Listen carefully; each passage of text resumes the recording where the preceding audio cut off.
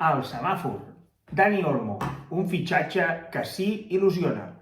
El Barça avui sembla que ha tancat la segona arribada de l'estiu, una arribada esperada, una arribada de la que es feia parlant molts dies, és l'arribada de Dani Olmo. Sembla que el Barça ha tancat un acord per incorporar el futbolista català del Leipzig per uns 50 milions fixes, més una part variable, però també és el dia en què s'ha sabut que l'altre futbolista que semblava que havia de reforçar l'atac del Barça, l'altre jugador de banda que semblava que havia de venir, que és Nico Williams, no és oficial, però avui ha tornat als entrenaments i sembla que pot quedar-se al Bilbao. I avui, amb aquest doble moviment d'aquests dos futbolistes que porten sent portada de diaris durant moltes setmanes, hi ha un efecte que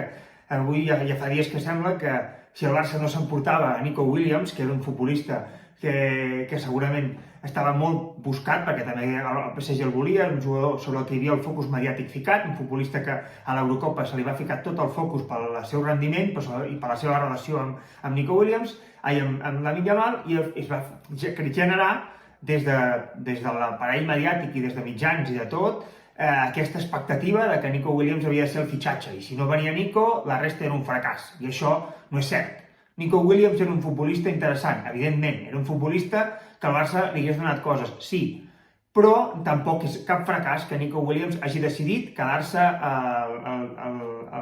Bilbao. Al final és un futbolista que sí, que té unes característiques, un desequilibri, que en l'últim tram, futbolista que a vegades també no escull bé, futbolista que s'ha parlat molt, l'Eurocopa va ser un jugador destacat d'Espanya, però tampoc va ser el millor jugador d'Espanya. De fet, segurament el millor jugador d'Espanya en aquesta Eurocopa és Dani Olmo. Per tant,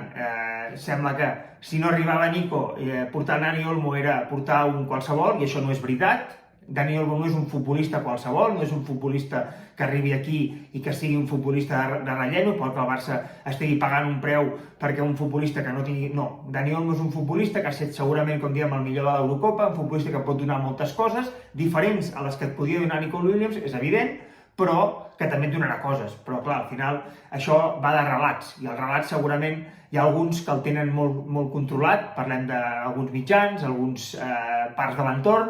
que no els hi semblaria bé res. Si hagués vingut Nico Williams i no hagués vingut Dani Olmo, el fracàs hagués estat no portar Dani Olmo. Ara sembla que vindrà Dani Olmo, no ve Nico Williams, el fracàs és no portar Nico Williams, i sobretot és un fracàs del club i del president, quan aquest club i aquest president, sí és veritat que han parlat dues vegades de que tenien capacitat per fitxar-los, ho va fer el president dues vegades, però no ha inflat aquest globus. Ho han fet mitjans que estaven desitjosos de tenir portades, desitjosos de poder parlar de futbol en un temps de Jocs Olímpics, i els mitjans que sempre els agrada alimentar això,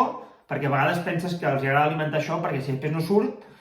puguin dir que és una decepció. No és una decepció que Nico Williams hagi decidit, perquè ell ha decidit quedar-se al Bilbao, ell ha decidit que no volia venir, que al final volia estar un any més, o qui sap si més, perquè al final el seu germà també va tenir l'opció de sortir en el seu moment, no ho va fer. Evidentment són jugadors amb unes característiques diferents, però el seu germà al seu dia també era un futbolista que tenia moltes nòvies, es va haver de quedar al Bilbao i s'ha acabat sent un jugador més al Bilbao,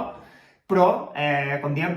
Nico Williams es quedarà un any més o més al Bilbao. No és una decepció que no vingui al Barça, creiem que el Barça ha fet el que havia de fer, li va presentar una proposta, es va reunir amb ell, li va explicar el projecte, li va dir que el volien, li va dir que tindrien la regla 1-1, aquí segurament el Barça potser hauria d'haver tingut la regla 1-1, que avui es parlava de que sortia, curiosament també, el Barça arribaria a aquesta regla 1-1, potser aquí sí que el Barça hauria d'haver intentat arribar abans a la regla 1-1, però hi ha arribat, i al final Nico Williams és un futbolista que ha tingut aquesta opció, el Barça ha fet el que havia de fer i ell ha decidit quedar-se, per tant no és un fracàs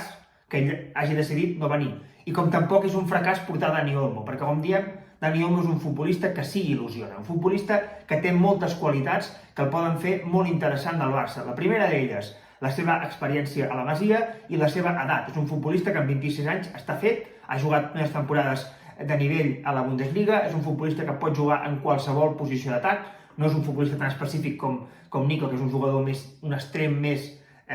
clàssic, un jugador més de desequilibri, però és un jugador que a l'Eurocopa ha demostrat que té una cosa que és molt difícil de tenir, que és la seva concepció del joc. Dani Olmo sap estar on té que estar en cada moment, sap posicionar-se en cada moment per estar per intervenir en el joc de manera clara. I això és una cosa que el Barça necessita en aquest tram final de joc, perquè en aquesta temporada passada només ha tingut, potser, Gundogan, mentre li aguantava el físic, perquè Gundogan arribava fins al minut 60, ha tingut aquesta capacitat. Llavors tens a Pedri, que no saps com arribarà, tens a Fermín, que evidentment està fent uns Jocs Olímpics molt bons i és un jugador que pot jugar en aquesta posició per darrere de la punta, però que segurament a Dani Olmo pot posar en banda, deixar més la banda oberta perquè pugui pujar Balde. Per tant, hi ha opcions. Dani Olmo té una capacitat per jugar en totes les 3 posicions d'atac, inclús podria jugar per darrere d'un punta o hasta jugar. Per tant, és un futbolista que té moltes coses, que sap jugar, sap sobretot entendre el joc, i això no és tan fàcil, entendre el joc. El Barça no va sobrat de futbolistes que entenguin el joc, i Dani Olmo és un futbolista que entén el joc. Per tant, és un futbolista que veurem quin és el seu rendiment, és evident, això, totes les coses les marca el rendiment, però a dia d'avui, en aquest dia en què et sembla una decepció portar un futbolista que és el millor de l'Eurocopa, creiem que no és cap decepció no haver portat Nico Williams, perquè el Barça ha fet el que havia de fer. Segurament potser hi ha un punt de la regla que podria fer millor, però ha fet el que havia de fer, que era proposar una proposta i dir-li que podia fitxar-lo, i era així quedar-se. I sobretot no és cap decepció portar Dani Olmo, perquè és un futbolista que li pot donar molt a aquest Barça.